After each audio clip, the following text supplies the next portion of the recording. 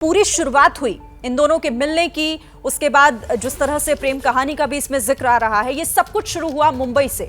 मेरे सहयोगी मृत्युंजय मुंबई से हमारे साथ जुड़ रहे हैं, सीधे उन्हीं का रुख कर लेते हैं। मृत्युंजय, वहां से कोई नया अपडेट? क्योंकि ये सब कुछ जो शुरू हुआ मुंबई में हुआ, उसके बाद हत्या के लिए बहाने से किस तरीके से वो दिल्ली लेकर आया, लेकिन वहां पर और क्या कुछ डिटेल्स हमें मिल पा रही हैं मुंबई से? देखिए शिरीन, ये दोनों की जो मुलाकात है श्रद्धा की और आफ्ताब की, इनकी मुलाकात मुंबई में ही हुई। दरअसल इन दोनों का जो मूल जगह है वो है वसई।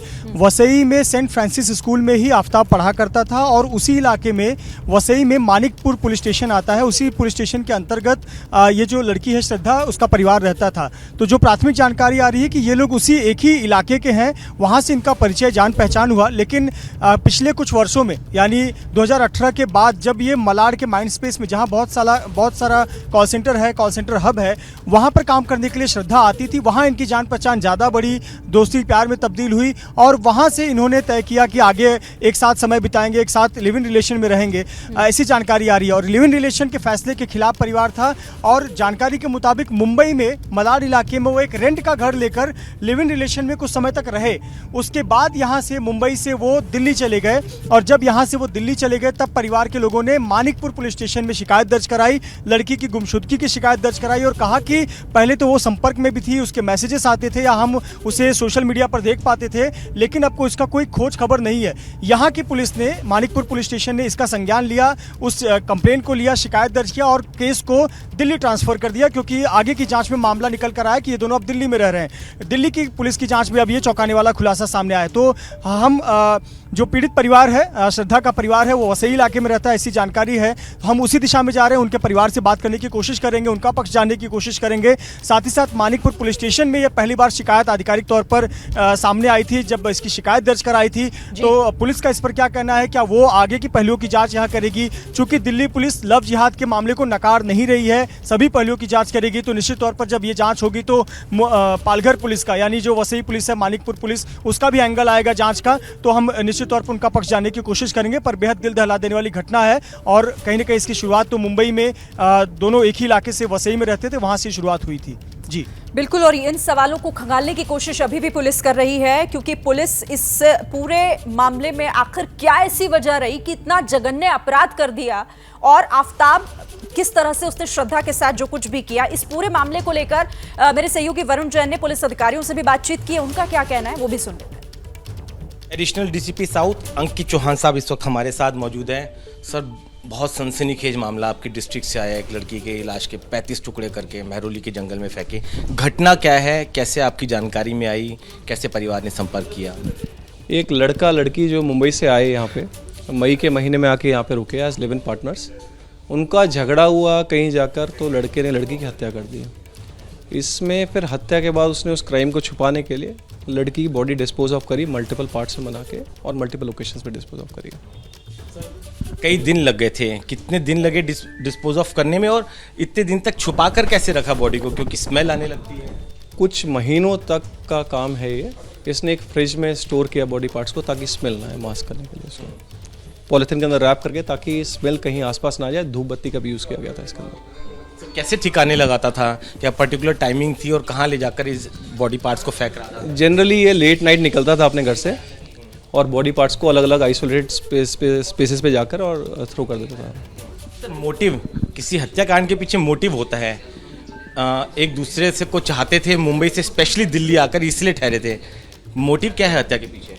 ये 2019 से लगभग एक दूसरे को जानते थे और as a live in partner इसने, मतलब जो इन्वेस्टिगेशन में आ रहा है कि ये झगड़े ज़्यादा बढ़ गए थे। तो झगड़े बढ़े, उस दिन टेम्पर लूज हुआ और मर्डर हो गया। कैसे की हत्या सर? गला दबा के, लड़के ने लड़के का गला दबाया और फिर लड़की ब्रीदिंग खत्म हो गई और वो लड़की वॉज डेड।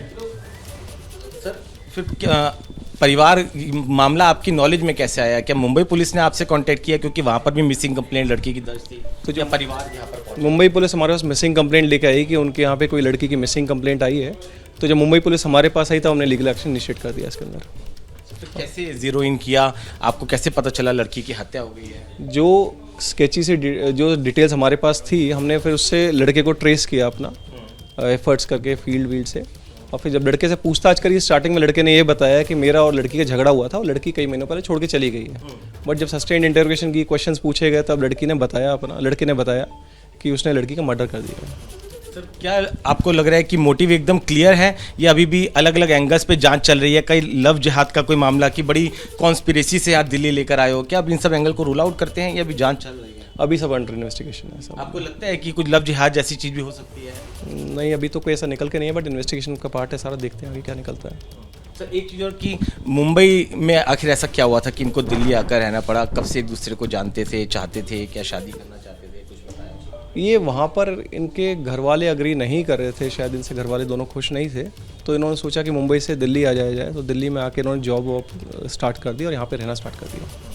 सर आपने बताया बड़ा ही साजिशन कॉन्स्पिरेसी करिए कि अगरबत्ती जलाता था, स्मेल ना आए, फ्रिज लेकर आया। आपको लगता नहीं है कि कोई प्रोफेशनल किलर की तरह ये सोच थी कि इसके पीछे कोई और लोग भी हो सकते हैं डिस्पोज ऑफ करने में और बाकी? अभी ये सब अंडर इन्वेस्टिगेशन है, बट फिलहाल इसका लड़के का मोडस ऑपरेंडी थोड़ा सा बहुत ज़्यादा रेडिकल टाइप था, मतलब इस सेंस में कि इसने बॉडी कट करी, थोड़ा वैसा लगा। क्या सर बॉडी के टुकड़े मिल गए हैं या अभी भी थोड़ा टाइम लगेगा क्योंकि पूरा जंगल है घना, हमने भी देखा? कुछ कुछ पार्ट्स मिले हैं but they are yet to be verified. हम जो साइंटिफिक एविडेंस मिले हैं उनसे देखते हैं कि क्या कैसे लिंक कर पाते हैं उसको इन्वेस्टिगेशन में। अंशी चौहान एडिशनल डीसीपी साउथ, जिनका कहना है कि अभी बॉडी के सभी पार्ट्स नहीं मिले हैं, पुलिस फॉरेंसिक रिपोर्ट का इंतज़ार कर रही है और पीछे हत्या का जो मोटिव है उसके पीछे और क्या कौन सी वजह है उसकी भी पड़ताल की जा रही है। लव जिहाद जैसे एंगल को भी अभी रूल आउट नहीं किया जा सकता। कैमरामैन प्रवीण के साथ Varun Jain, ABP news, Delhi.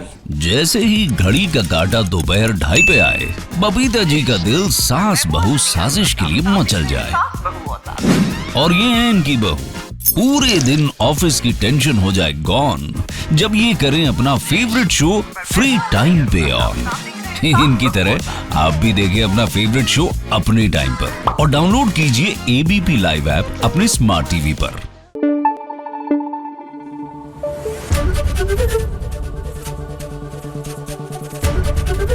ABP news आपको रखे आगे।